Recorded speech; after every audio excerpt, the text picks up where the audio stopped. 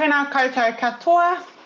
Ngau mai, haere mai, hoki mai ki te this session for the SCANZ webinar, the penultimate one. I'm going to start with a karakia, and then we'll move into the full part of the session. So, aio ki te rangi, aio ki te whenua, aio ki ngā mea katoa, tihei mauri ora. Tēnā koutou katoa, ngau mai, hoki mai. Welcome back, everyone, and thank you for joining us for our penultimate session today with Linda Major and Mark Dalton. I'm Laura Goodall. I'm the president of SCANZ, and SCANZ stands for Science Communicators Association of New Zealand, and we're a network of members, and we run regular events for people to hone. So the members tell stories about scientific topics. So we run events that will help people to hone their storytelling skills, and also to meet professionals in the same field or in other areas as well. So if you are interested in learning more about SCANZ and you haven't heard much about us before, our website is scans.co.nz. So today's session we're going to get a glimpse of the process and thinking and decisions made around the United Against COVID-19 campaign. Before we get into the talk, the introductions, I just wanted to let you know that there is a Q&A box at the bottom of your interface, and so feel free to ask questions at any time, and then we will have about 20 to 15 minutes at the end to answer those questions. And you can also upvote the questions that you find most interesting, that you would most like us to ask and answer. And also to let you know as well, this session is being recorded, just for if anyone if you have to step out, don't worry, you'll be able to catch up on this later. So on with the show.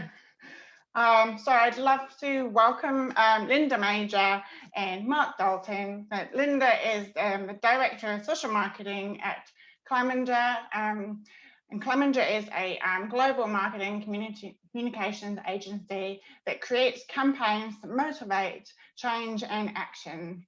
So Linda is best known for her world-class road safety work for the New Zealand Transport Agency of Waka Kotahi, and overseeing Clemenger's behaviour change discipline. She also leads a passionate team that loves delivering work that changes lives for the better, and of course the most recent work of that being the COVID-19 Unite Against COVID-19 campaign. Joining us is Mark. We are very grateful to Mark because he wasn't in the original plan, but we feel very fortunate to have a designer's perspective as part of the process as well for this campaign. So Mark Dalton is the Creative Director of Clemenger, also Vice President at the New Zealand Designers Institute. He has a graphic design background, and his most recent work alongside the United Against COVID-19 campaign is with Waka Kotahi, New Zealand Transport Agency, New Zealand Defence Force, Aotearoa, and the Energy Efficiency and Conservation Authority. And recently, just last month, the Unite Against COVID-19 campaign was awarded the Purple Pin in the New Zealand Designers Institute's Best Design Award. So congratulations, Judy. That is a wonderful recognition and validation of your efforts. So ngā mihi mai oha ki a korua, and I would like to now hand over to you. Ngā mihi.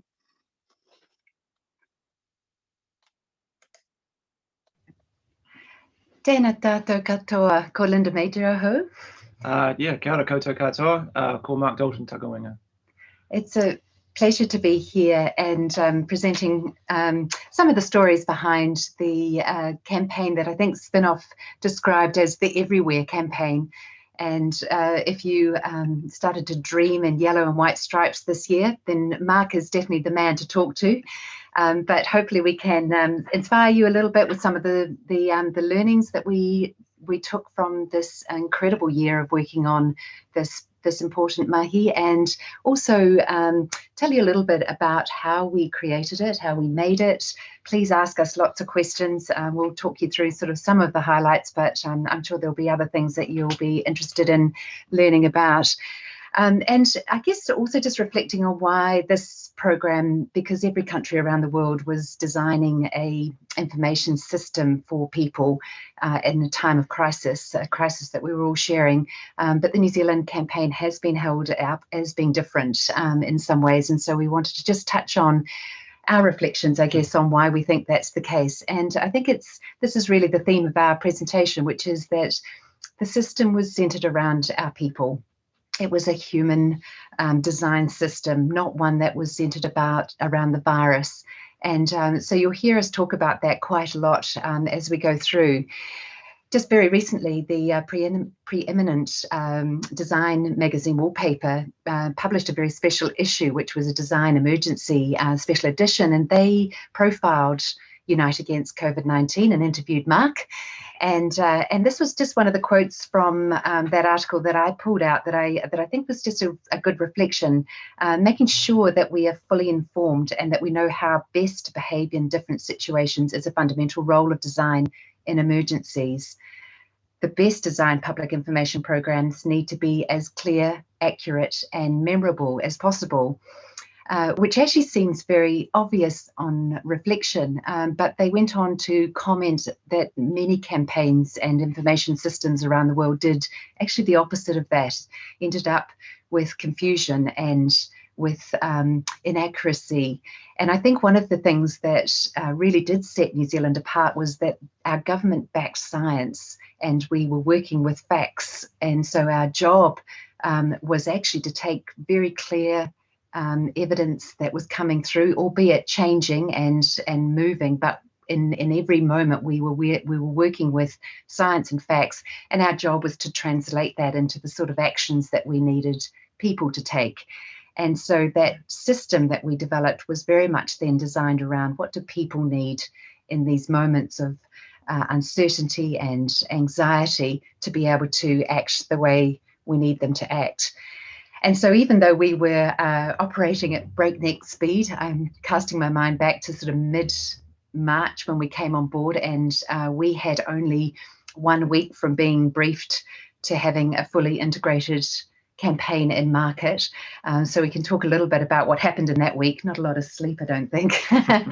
But we were working fast, but we still made sure that we laid down the foundations of a really solid program for behaviour change. And these were some of the things that we put in our brand playbook that were really important to resolve very quickly, but very deliberately up front. We knew what our role was. And I just wanted to make a comment on that, because quite often I think strategy is about knowing as much what to do as what not to do. And I think very importantly for us, we needed to know what our role was as a communications program to support the public and support the government, and also what we weren't, so that we were clear about what our voice and our role should be, and also where we wouldn't comment, or we wouldn't, we weren't breaking news, for instance. We were the translators that allowed people then to take information and be able to process that and act on it. In that brand playbook, we had a clear idea, which we're going to talk about a little bit more, and a messaging system that allowed us to think about and organise the information coming in for people, whether it was information that helped them comply with the actions, whether it was to enable them to do that and give them support, or whether it was actually to reassure them and make people feel good about the contribution that they were making and that it was progressing us in the right direction. There were some operating principles in that playbook that I'll talk about a little bit as well, which is just reflecting on the very changing context that we were in. And then quite a lot in that brand playbook, which Mark will talk about, around our voice, our tone, our language, our visual codes that people started to learn and get familiar with, that were reassuring at a time of a lot of information overload. And then also just starting to understand, even in those early days, that the brand would have to evolve, that the situation we were in was changing. And we knew that while we were in a health crisis, there was going to be an evolution that would need to actually also support people through just the problems of living in that health crisis. So today is just a talk through, I guess, some of those aspects in what was in our brand playbook. And one of the very early conversations we had, which was so useful for us, was with Saab Johal, who is a clinical psychologist and had worked on the UK flu pandemic. So brought some really interesting learning to what do people need in times of anxiety and uncertainty. And these were the two golden rules that he laid down for us and that we followed through. People need structure. Firstly, they need a way to organize themselves and also the information coming in, which was, you know, if you think back to March, it was just so much information from every channel. Social media was full of it, and people needed that information to come in a structure that allowed them to take some action. So that information that's definitively tied to action for people. And then the second thing was empathy, helping people know how to approach it emotionally was just as important as giving them the information about what they needed to do. People needed to have their fears heard, and for us to be able to present that information in ways that were small and repeated often. In case I didn't hear it the first time, in case I just missed something, please help me through this and tell me what to do next. And so they were really important. I think those were really the foundations for all of the campaign, and you'll see some of that as we play it out in the next sort of 20 minutes or so. I've chosen this picture of the toilet roll shelves empty because that in itself, I think, is an interesting reflection of where people were at when we were starting this process. And while it seems so crazy now in hindsight that we were cleaning out the shelves, in many ways, when people were feeling helpless and all of the news that we were getting from overseas made us feel very fearful, we dreaded this imminent arrival of COVID, which was something that we couldn't control. The action of going out and buying something to stock up was an action that we could take to relieve that anxiety. And so in understanding where people were at, we were able to then help them organize themselves and start to behave in the way that we needed them to, which was not to clean out the shelves, but to be prepared and to start to take some really constructive actions. So I mentioned the operating principles, and just very briefly, I'll touch on some of those things that people were feeling, or the context that we were in, were creating some issues that we needed then to be able to design for. And I think then Mark will tell us and show us actually how we designed for those aspects. Uncertainty was absolutely a given. We had so much information coming in, and our situation was changing so rapidly. And so our principle there was to create routine for people. And this was the advice that we got, which is create that structure that allows people to tune in to the campaign and the announcements, whether it was the 1 p.m. briefing or whether it was a regular announcement on radio, whatever they felt they needed to get the information. But then they were able to switch off, and instead of constantly refreshing their newsfeed and being overwhelmed by all of that information that was coming in. And the other side of information was that it was quite sensational, and we were seeing, people's media obsession of wanting to know everything that was happening in Italy, and then everything that was happening in Spain, and then wanting to know what was happening in different parts of New Zealand. And so our principle there was, in this very noisy environment that we were in, with a lot of sensationalism, we needed to be calm and honest. We needed to be really consistent and reliable. So essentially that steady hand for people to hold them through that period. There was obviously confusion because there was just so many competing narratives, and that was partly because this was a global pandemic and we were hearing different perspectives and responses from different parts of the world. But there was also confusion within people's own networks of friends and family wanting to know what to do. So that meant our principle was very much about pragmatic, simple messaging, things that you could take on very easily without having to read screeds of information. We weren't sending people to different sites to find out about things. We became a single source of truth for people so that they knew what to do in that moment. And then the other big issue that we anticipated from the start, and I think this played out right through the journey, was a very big range of emotional responses. And they were from people being very anxious to start with, but then actually fatigue kicked in fairly quickly as well. And this was one of the things that Sub helped us understand, which was mapping the human response in a pandemic. People start with actually a sense of novelty in the first week, and then we moved into sort of weeks 2 and 3 where people wanted to know, is this working? Are we doing well? How's it going? And then through to week 4 of lockdown, where he anticipated, and we did, that people would start to feel frustrated and they would want to now get their life back. There might even be anger starting to come into that as well.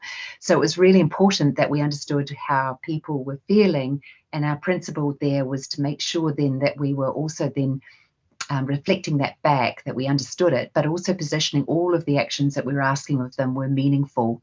And so that when people were starting to get a bit tired of washing their hands, for instance, or staying home, that we kept reminding them why that was important.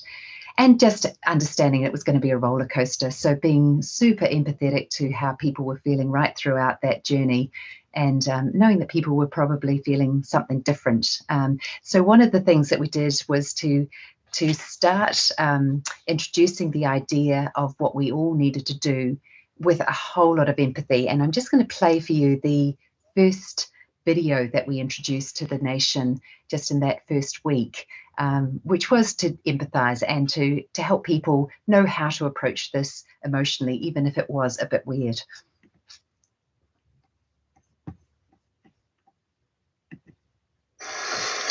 COVID-19. It's like nothing we've ever faced. I'm no expert, but this is a big deal.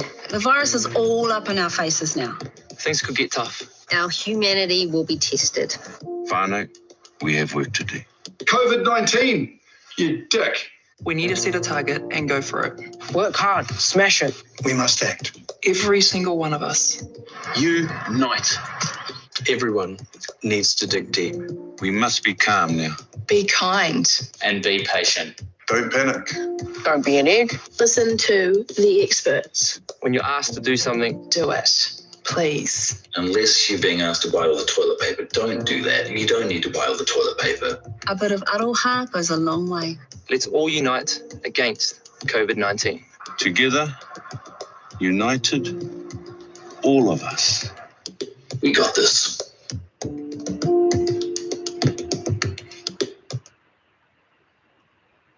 One of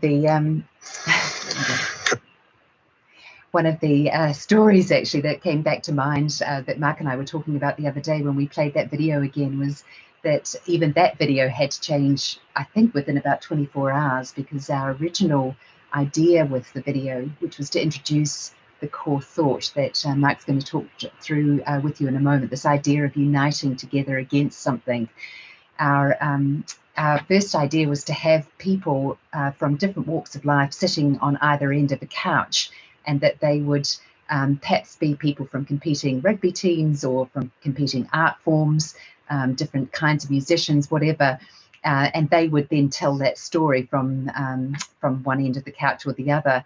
But we realized how quickly our world was changing around us, and as we were sort of developing the creative and the production ideas around that, we were also moving very rapidly into, from a policy point of view, into a phase where we needed to ask people to separate and to, in fact, go home and stay home. So the idea of having people in a studio on a couch seemed very quickly redundant, and we had to pivot very quickly to say, well, how else do we film that?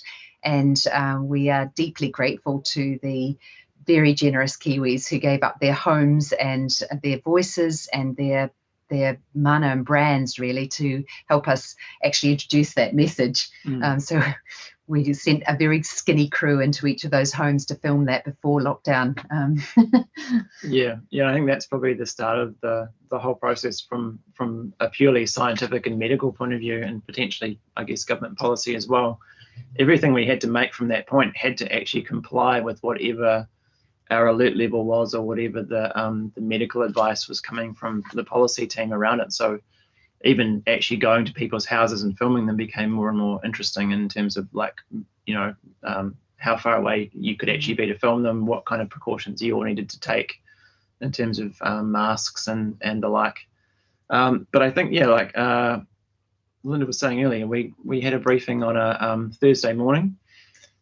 We had a few things to figure out, and then sort of by a Saturday morning, we were working on what the platform could be, and Unite Against came out as a pretty clear winner, depending on which way we looked at it in terms of what we needed New Zealanders to do. So what we were really clear about is obviously COVID-19 was the thing that we had to unite against, or be working towards to beat. And that's where, unite is a great word, because rallying is a good way to make people think that there's something we can all do together. And even though we don't know exactly how we have to do things, we always should do it together at all times, which I think is really important. And that is a good way to, I guess, tie into the New Zealand identity of, like, we actually do things for other people, which is really important. And against is a really good word in terms of being active. Like, it actually tells us that we need to do something together against a thing, rather than it being too passive. And COVID-19 is obviously the clear danger to us all. And one thing we did with this was, because it was so prolific, we deliberately made COVID-19 not quite so bold, just because, there was probably a point a week after we launched this that people knew so much about COVID-19 that we didn't really need to say it. So we were emphasizing the Unite Against a lot more wherever we went from then on. But I think as a set of words, Unite Against COVID-19, and then a look, it kind of started to really tie things together in a pretty short way, which was also key. And then from there, I guess what we were also working on at the same time is, obviously, New Zealand is a multilingual country. So we were working on how to say that in Te Reo Māori at the same time, to make sure that we didn't leave people behind as we journeyed through this adventure. And then I guess, as you start to communicate with a country or a large group of people, you actually have to start thinking about how you're going to portray that in printed form, or on, things like television commercials where we want to explain instructions. And without getting into too much of a typography nerd space, I'll try and explain that I guess what we want to try and do is, like, role play how we would have to talk. So we went from being really, encouraging and emphatic with a really bold version of this typeface, to one that was really faint when we were having to think about actually talking about death, or, people being in real danger. And the other thing that this typeface allowed us to do was just feel a little bit more human and a little bit more real. And I think that was a thought that came really early on, that we wanted to make this whole campaign feel like there were people behind it at all times, rather than it feeling robotic and just like a government message of which you could potentially switch out from if you had to decide, which we didn't want people to do. And then getting into the sort of semi-famous stripes and colours. And I think a lot of people have talked about this who are marketing professors and things already, so I won't dwell on it too much. But I think when we were thinking about colour, which is a really interesting kind of propositional area to play, like, there's a lot of writing or research done around the psychology of colour. But I think where we were trying to go with this was actually just find a colour that was actually really clear and easy to see across a different range of media channels, but also a colour that we associate with instruction or advice or things that we actually want to understand. So the yellow that is around us in our daily lives is actually the yellows that you see in things like road signs, where the yellow version of the sign is the one that gives you the advice about what's coming or what we want you to think about doing and what we think is a good thing to do, versus the ones which are enforcement, which are around usually red, white, and black. So that's where we were trying to find a yellow that was feeling good. We didn't want something to feel frightening, like a fluorescent yellow or a green, because that immediately kind of makes it feel like we're in a lab or there's been a spill or some kind of biohazard. And oranges kind of do a similar thing, where you start to go, there's actually something dangerous or I have to be aware of. And yeah, they go left to right, because that is that just felt like the natural way you should draw stripes. But that does mean that we are moving forward, is another way of thinking about it. And there's lots of sort of different theories around always doing things that move forward, whether it's, you know, in this case, stripes. But it's actually a really common approach to things, like even tattooing. When they put things on people's arms, they always make sure that they're facing forward rather than backwards. That's a random side fact I won't dwell on. But and then I think when we got into the pictograms, there's actually a really interesting group of people called isotype, which were around in the late 1940s after the Second World War in England, and they actually tried to invent a language that was all symbols. And so that was kind of a really good inspiration for us to go, well, how can we tell people the right things to do in a way that's pictorial but actually instructional, versus just the classic situation where you have you're in an airport and there's a whole lot of lines, symbols or pictograms which have big red lines through them. So no smoking, no parking, no non-passengers past this point. So all the things which are wrong are highlighted, rather than the things, in this case, what we wanted people to do is the right thing. So we really wanted to make sure that whatever we drew was a positive action towards helping against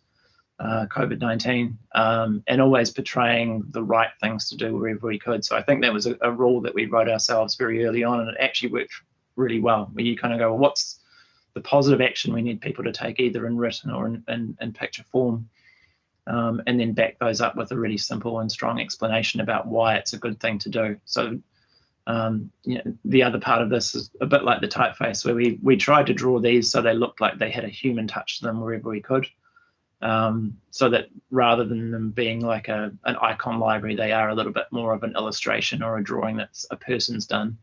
Again, just trying to get that idea that there's humanity in this, even when we're not actually showing humans, there's a humanity to it. And then all those things combine pretty clearly into, I'm sure you've all seen these posters and things around New Zealand over the last sort of 6 to 7 months. But that essentially gives us a really strong toolkit to create messaging really quickly, really clearly, and really effectively, without it having to be, a really long timeline between receiving information from the beehive to being in market, a few hours later. That meant that we had a really strong language to use, that we always would know where to go. And I think that's, to Linda's point around knowing our role and our position, knowing the language that we speak in visually and written, and how we present ourselves all the way through, made it really useful for us to go, okay, what do we need to say? What is the media channel? And then how do we present ourselves? The other thing that we did try really hard with for this particular part of the campaign was that white space was a really important element to us. When we had that sort of crazy 2-week advantage on the rest of the world, where we were still watching and they were dealing with COVID-19, a lot of the material that was being produced, particularly from Europe and the US, was really leaning into like the medical science and the kind of the scary side of medical science. So lots of really dark imagery of what a COVID-19, viral atom or element looked like, as well as using kind of lots of techniques like almost like X-ray or infrared imagery of door handles and things where viruses were being left or spread to kind of, freak people out to remember to wash their hands and things. So we really wanted to push against that and use white and sort of a softer color palette to make people feel a little bit more relaxed, rather than alarming them and scaring them with a science fiction film. We talked just earlier too about that principle of pragmatic, simple messaging too, and one of the things that I think these posters demonstrate is being very specific about the behaviour that we're asking from people, and they were very I can't emphasize enough the value in specificity and trying to get those behaviors down to the most non-divisible behavior possible. People find it very hard to interpret general requests like, for instance, drive safely. We, instead of saying drive safely, we say slow down. And in this case, we needed to be very clear with people the behavior that they needed to act on in that particular moment. So posters that were out and about where people were asking them to wash their hands, for instance, was really important to get that messaging down to something that was so simple and actionable. And then also positioning those messages as being meaningful, because as people, we mentioned about fatigue, as people sort of got a bit tired of the fact that they were in lockdown and their desire was just to get their life back, we had to keep reminding them that those little things, even in the sort of the scale of a pandemic, were still incredibly important things to do. So one of the real, I think, benefits of this design system was it gave weight to each of those messages. There wasn't sort of a hierarchy to go, well, it's okay if you do this, but don't worry about these things. We made sure that people understood that each action was meaningful. Yeah, and I think wherever we could, we tried to weave in a why, so people could actually see that, you don't just say wash your hands, you say washing your hands kills the virus.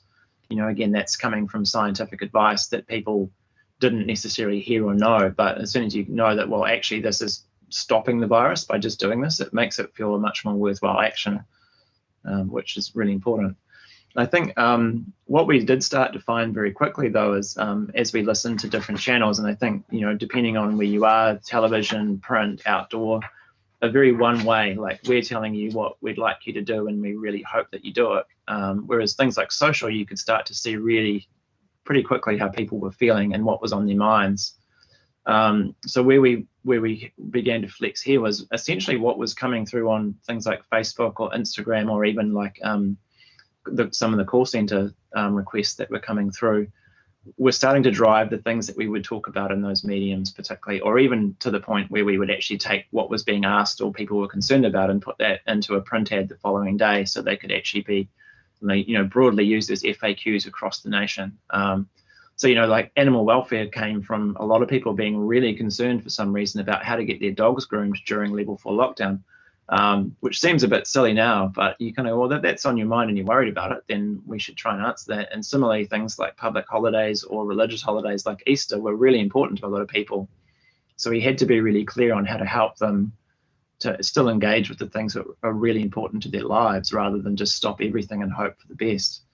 And I think, where we had a little bit of fun at times, where people just needed to be entertained and feel a little bit lighter about things and feel a bit more unity in other ways, was the stuff that's on the bottom of that page, where you see people in their own little Easter bubble, which was essentially instructed through photographing on their phone using like a cardboard tube, meant that we could all just at times feel a little bit more together and see the lighter part of it and focus on some humanity, without it being all about, what's the latest update on the virus. And I think, like Linda was saying, telling people to stay home and save lives is a much more useful and viable proposition than just saying no one leave their house, which if you look at what's been happening in Australia, like I think Victoria definitely leant on the no one leave their house a whole lot more than staying home saves lives, and that didn't really work for the people of Melbourne particularly well.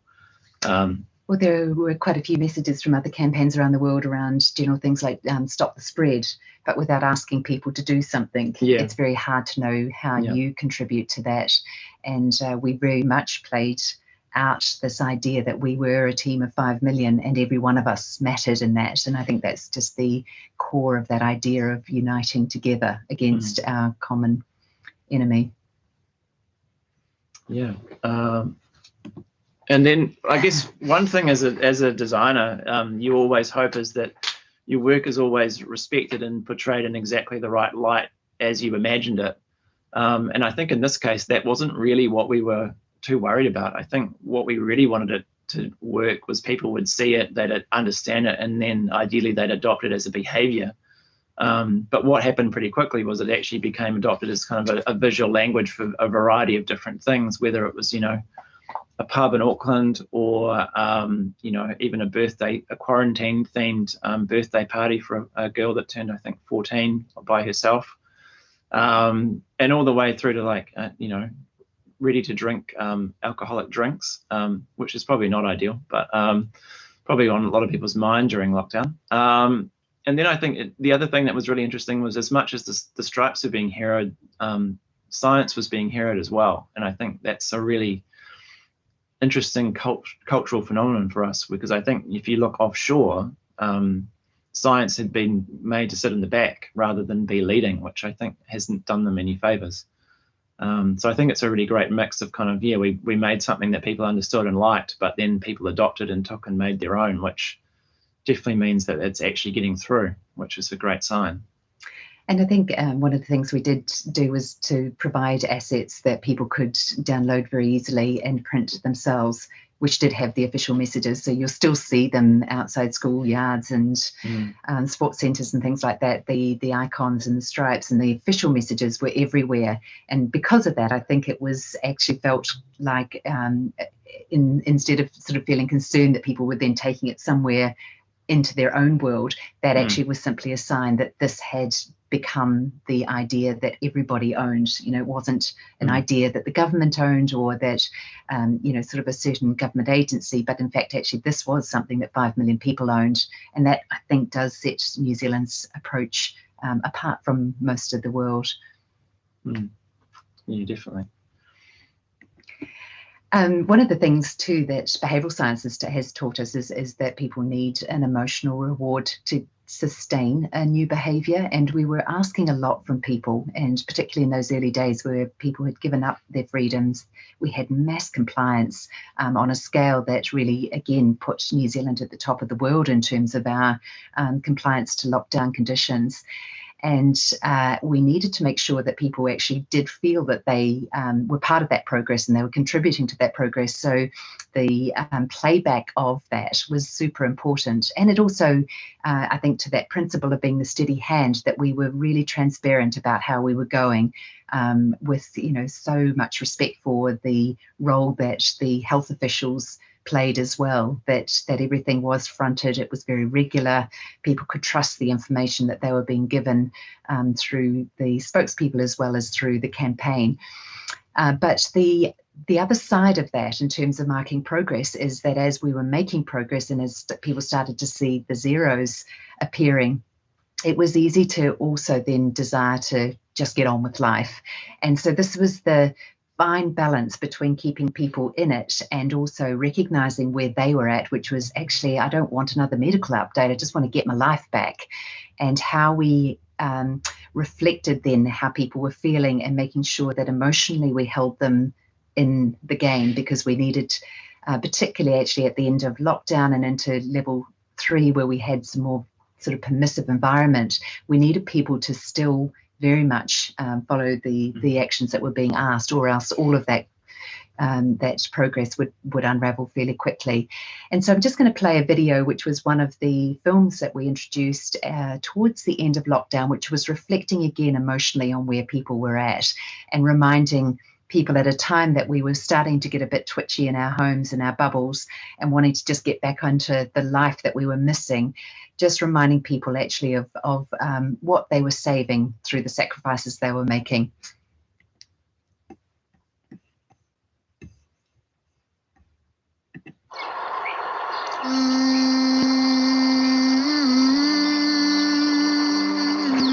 Our rituals, our togetherness, our normality,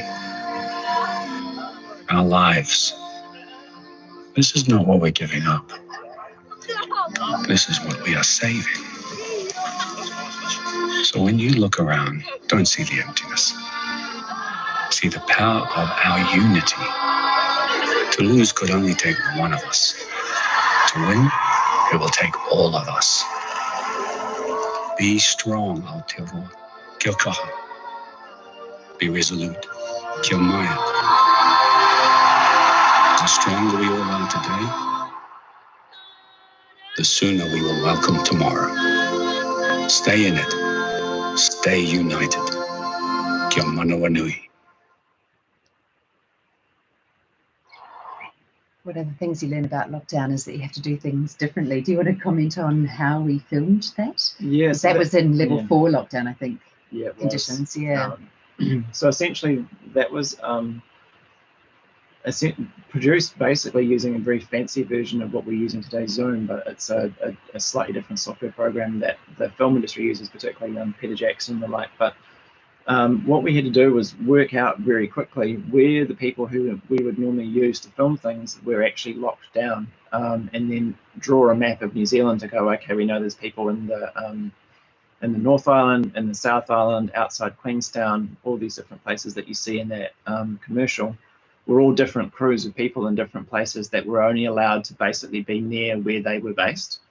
And the people that had to help film them were already in their bubbles. So there was a lot of, fortunately, the directors of photography or, camera people were able to work with their immediate partner or family member, with the director who was based in Auckland, doing it all over kind of a mixture of kind of Zoom, phone calls, and then connecting everyone that was involved. So we essentially had cameras all around New Zealand that were then being put through one screen that the director in Auckland could see. We could see it in Wellington on our own computers in different places in our homes, and then kind of using essentially a WhatsApp channel to go kind of back and forth on text feedback and things like that, which seems in hindsight a really interesting and effective way to make a piece of film, because no one needed to travel. We could actually talk pretty quickly with whoever was pointing the camera at a particular thing.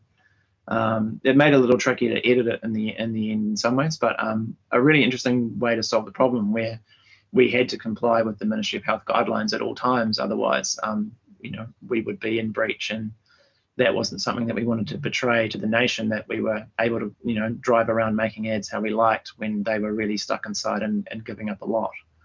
But yeah, an interesting challenge to solve. And I think if you kind of embrace it and go, well, we just can't be there, then a whole lot of other opportunities can come up in a way. And I think it was probably a good experiment in a way to figure out how you could do that in the future without having to travel. Just finally, just to conclude, a couple of reflections, and I found a very good piece that Tracy Bridges, who was the first chair of the New Zealand Social Marketing Network, and also writes quite extensively through her business Porchester Consulting, and she wrote a piece for the PSA Journal on progressive public services about the COVID-19 campaign. And I thought this was just a really nice summary of it, which is we've seen with the COVID-19 communications a powerful balance held between the policy changes required by science and the economics of the pandemic, and those were changing fairly rapidly and moving as the situation evolved. And so it's the balance between that and the emotional and practical needs of the citizens who would be asked to implement those changes. And I think that's the crux of it, was that this was a human response to a crisis, and the campaign and the design system was very much about people. And as Mark touched on, the whole design thinking and the decisions we made were to make it feel like it was coming from people to people, and as people together we would get through this. And then just a reflection that Tracy brought to it, and I've been thinking about as well, which are just, I guess, some principles of best practice around behaviour change in any situation, but particularly important for us in a reasonably complex, fast-moving context as well. The first was that it was multi-layered and an integrated approach to communications. We weren't just relying on one channel, say, television advertising, but we made sure that we created a system that would be able to appear in the worlds that people were in, wherever they were, and through whatever channels they were in, so that our messages were unmissable at a really critical time. And that included giving people things that could be passed on through word of mouth. It allowed us to align very closely with the spokespeople, and it meant that every message then carried the same trust. And I think that is something that we just didn't see from other parts of the world, particularly the Northern Hemisphere, where quite often what was being spoken of from the health officials and politicians looked and felt quite different from what the official advice was. The second point is focusing on behaviour, and we've touched on that already, but rather than giving people general things to do like stop the spread, we were asking very specific things in a moment that were actionable, and keeping those as simple as possible so people felt that they could actually do what was being asked. And then the final one, which I hope has come through in some of the stories that we've told, is focusing on the people and understanding very much what would both motivate people to do what we're asking them to do, and also the things that were stopping them from doing what we needed them to do as well, and addressing those things through the communications. So what we were able to do, I think, was to encourage people to actually choose to be part of this, rather than this being a crisis that was put on them and then a whole bunch of freedoms taken away, that we were then forced to do some things. We found that New Zealanders actually came to it with a sense of connection and hope that we would get through this together. And we're going to leave you just with one last smile from one of our favourite New Zealanders who was one of our partners. Stay home, stay safe, don't buy all the toilet paper, be sensible. Is that it? I think that's it.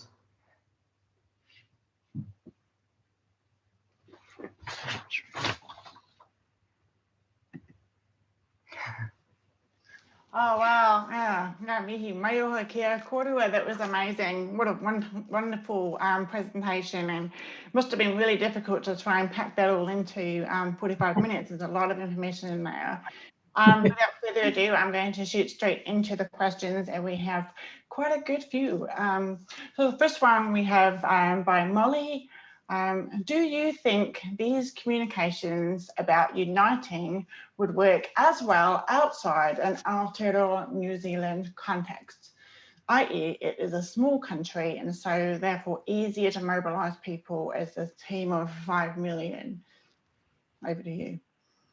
I think I think it's a good question, and I think we were really lucky. I think we are a relatively small population, which makes a big difference to communicate with people like that. I think the big advantage that we had as New Zealand was that we don't have federal and then state government.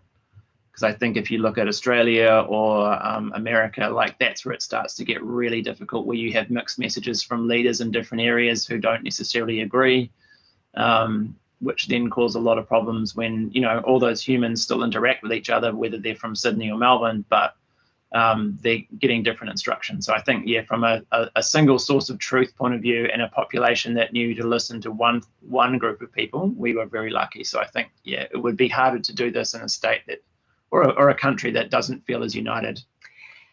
Just on that though, the state of Queensland took the campaign and used it almost exactly. They changed the yellow stripes to a maroon colour, I think. Yeah, the same colour but as their they jerseys. used Unite Against COVID-19 as their program as well, and so possibly in a different state. I think one of the things we looked at right at the start though was New Zealand and ranked amongst other countries in terms of our individualistic tendencies versus our collective ones, comes somewhere in the middle of sort of 100 odd countries that have been assessed. And so we're not actually just naturally conformist. We don't particularly like following the rules, and we like to think that we're actually individuals.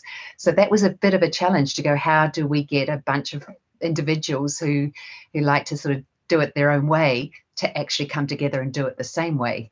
And it's a great question actually, because we did wrestle with that from the beginning. Thank you. We have a second question from David Eccles. He says, it's interesting talking about this in the past tense while we're still in the middle of a global pandemic. Is there more hard work ahead of you with the upcoming public communication challenges, such as around vaccinations and so on? The short answer to that question is yes, very much so. And I think that's the interesting thing when you start talking about pandemics or virus infections in different parts of the world, like they never seem to go away that quickly, right? So like if kind of SARS or N1H1 were about an 18 months to 2 year period, then yeah, I think it is about resetting the horizons of not just the policymakers and the science and the medical professions. It's, yeah, how do we start to communicate a much longer story to New Zealanders? So yeah, we're definitely working on a lot of stuff at the moment. And there's some messages coming out shortly, which you'll see around summer, because that's an important period for us as we move around the country, we come together in events.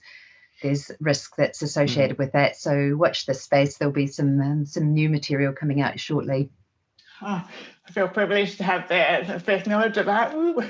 Our third question is, do you have any examples of alternative slogans to Unite Against COVID-19 that you considered but didn't make the cut?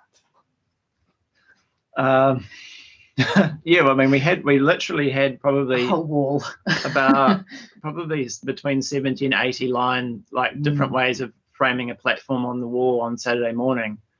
And then probably out of those, we had, I'd say, between 4 and 6 that we thought were pretty good. And then when we just started to pressure test them against what we actually needed everyone to do, and also probably the tone of what the government would be prepared to say or want people to do, that's where the Unite Against was definitely becoming a clear winner. I can't remember that many, I can't remember them exactly off the top of my head, but yeah, they were, like, in hindsight, like the Unite Against COVID-19 was definitely the best when we re-looked at them. And we had to make pretty fast decisions with our team from the All of Government team.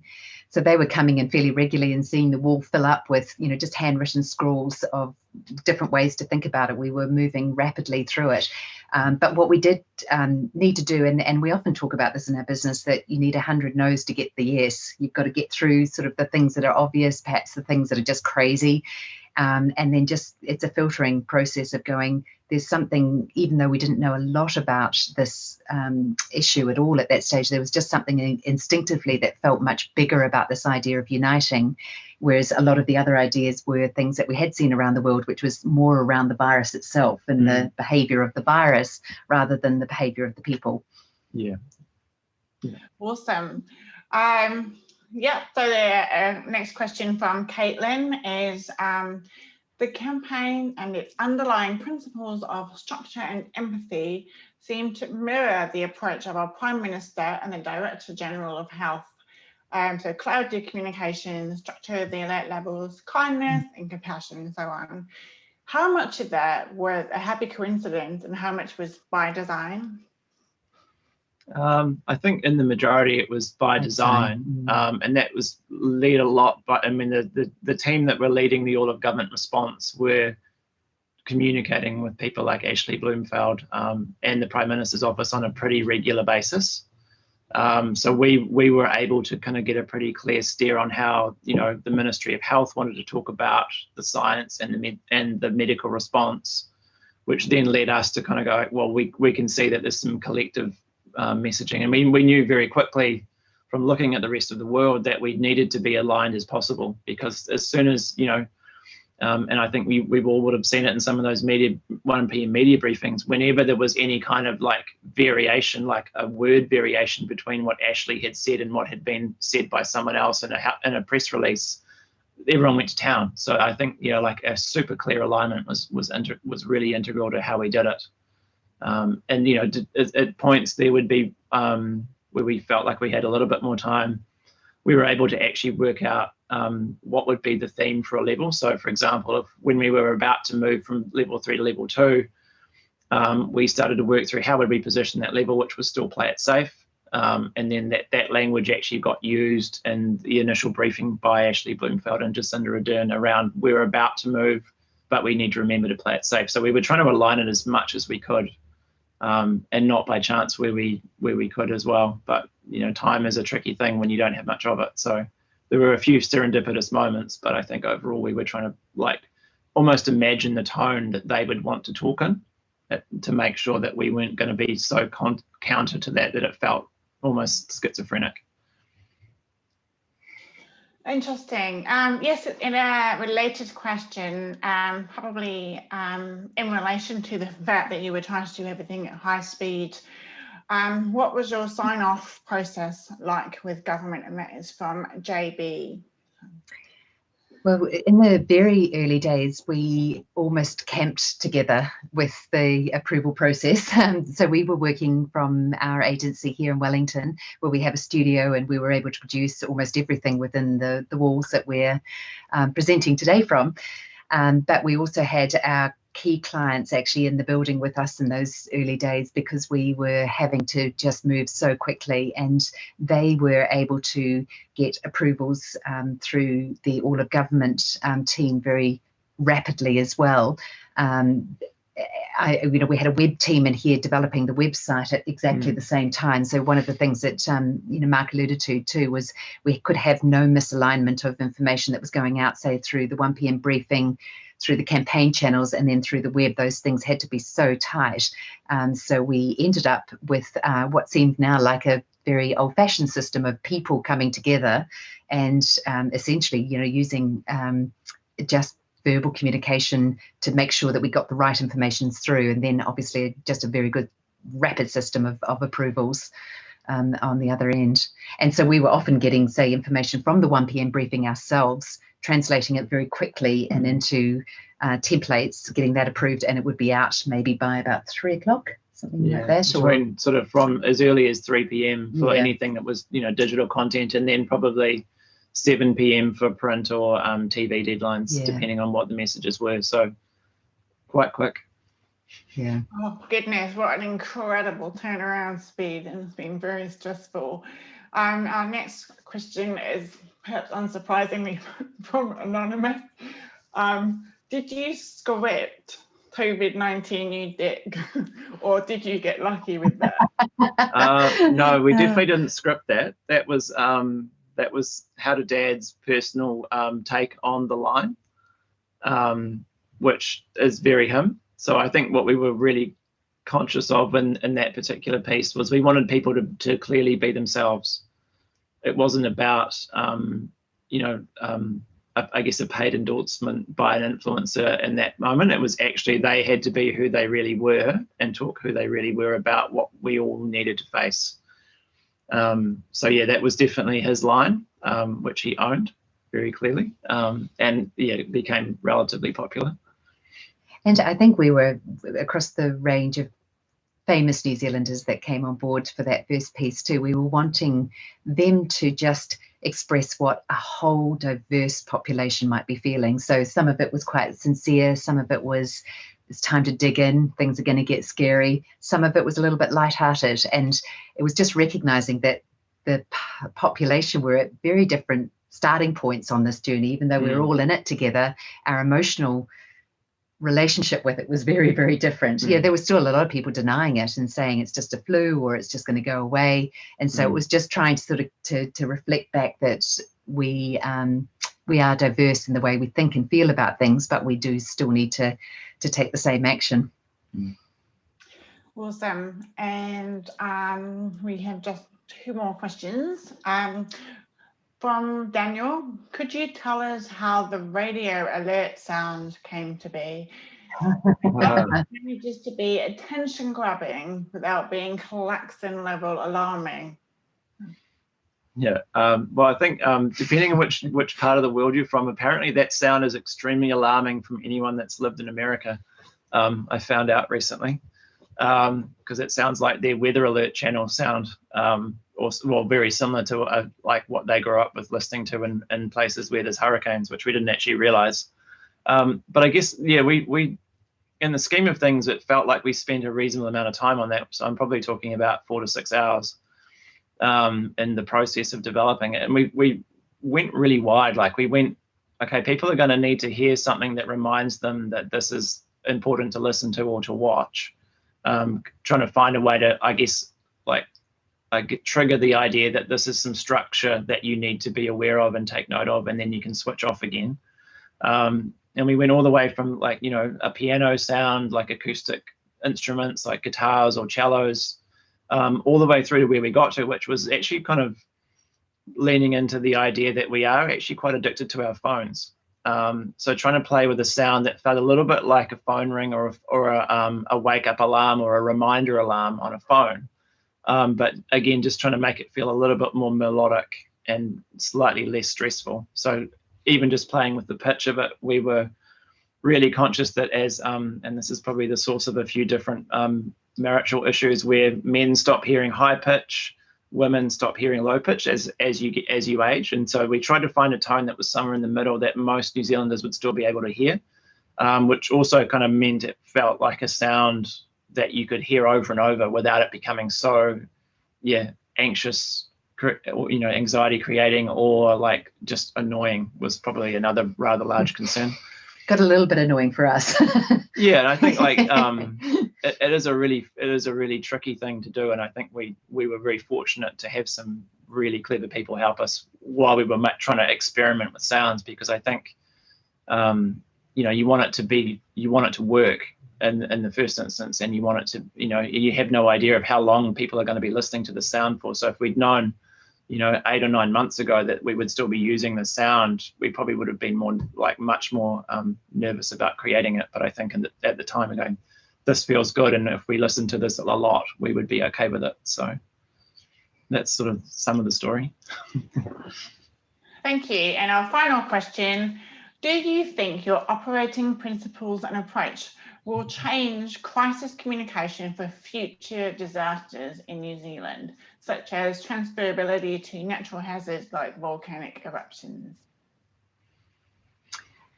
I think the learning that I hope we take forward is that the principles are based on the needs of people first, because I think in a crisis you're absorbed so much by the information about the crisis, and particularly in this case it was about the science and the evidence that was coming in a natural disaster. It's so often about the actual event, and it's quite easy then to start just working through. We've worked on this on other events in the past, where you start to just get through what do we need to tell people, and expect by giving people clear information out that they will respond to that information in the right way.